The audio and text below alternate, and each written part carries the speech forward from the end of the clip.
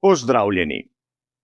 Tradicionalno oblivanje s šampanjcem pomeni zaključek podeljevanja na zmagovalnem odru, tako v Formuli 1 kot še v marsikateri drugi kategoriji motošporta.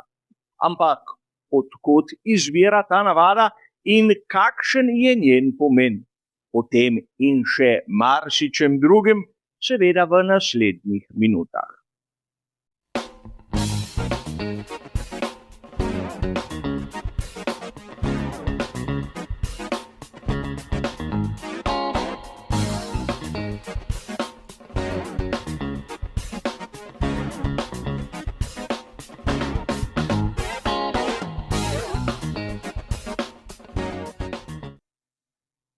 Ste se kdaj vprašali, od kod izvira tradicionalno oblivanje s šampanjcem, ki je zaključek vsakega podeljevanja na zmagovalnem odru v Formuli 1?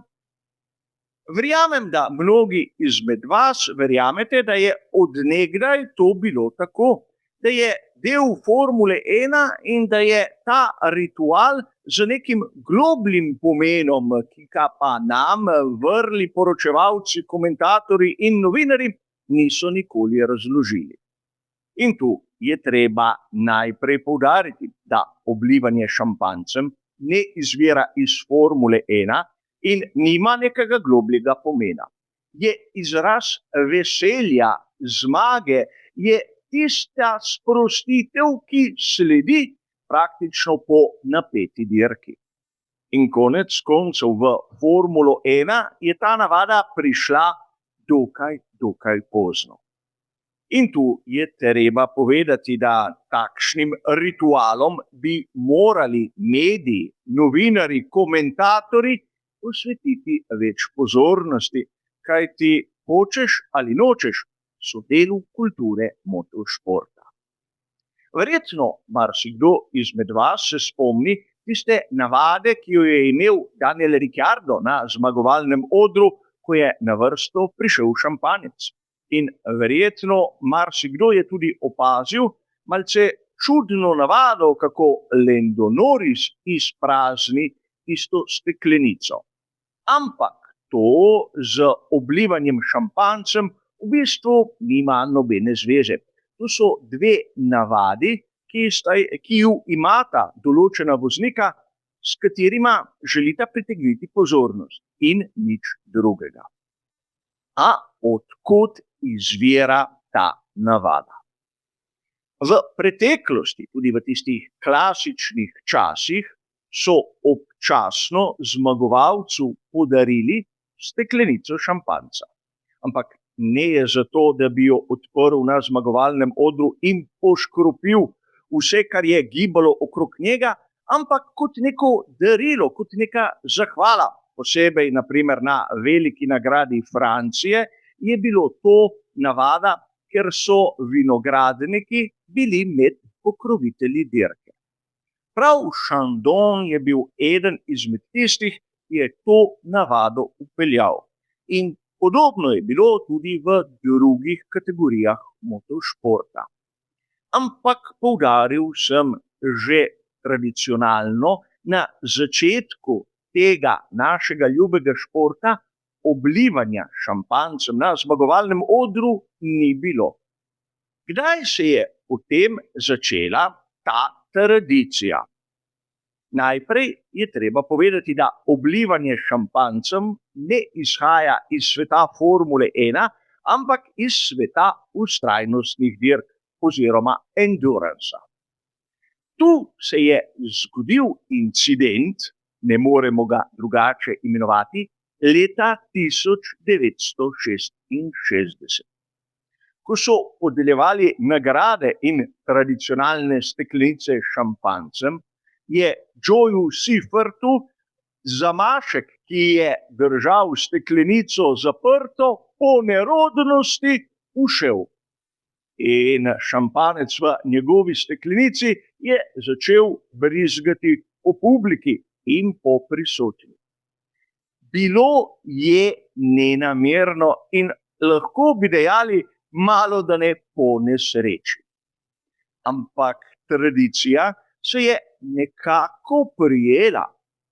Dan Gurney, legendarni konstruktor, voznik, inženir, ikona motošporta, je zadeve postavil na mesto prav tako na dirki za 24 ur Le Mana naslednje leto. Ko je zmagal s Fordom, je pograbil steklenico s šampanjcem, jo odprl in namerno začel brizgati naokrog. Tako da so bili mokri vsi, on sam, takratni predsednik Forda in kdorkoli se je znašel dovolj blizu. In tu seveda se poraja sedaj naslednje vprašanje, kdaj je ta navada prišla v Formulo 1. Namreč določili smo nek mejnik, torej leto 1967 in dirko za 24 ur Le Mana. Prvi, ki je nalašč šampanjcem brizgal po zmagovalnem odru, je bil Jackie Stewart leta 1969. Torej, od tega leta naprej se je ta navada prijela tudi v Formuli 1. Kot izraz nekega zaključka tistega uradnega dela in nekako znak tistega veseljačenja, ki je sledilo oni uradni podelitvi. In tu se bo sedaj marsikdo začel spraševati, ali smo imeli zmeraj samo šampanjec. Če je kdo izmed vas bil izjemno pozoren, je morda opazil, da pred leti glavni pokrovitelj sploh ni bil proizvajalec šampanjca, temveč italijanskega penečega vina. Ampak verjamem, da za mnoge je to eno in isto, čeprav v resnici ni.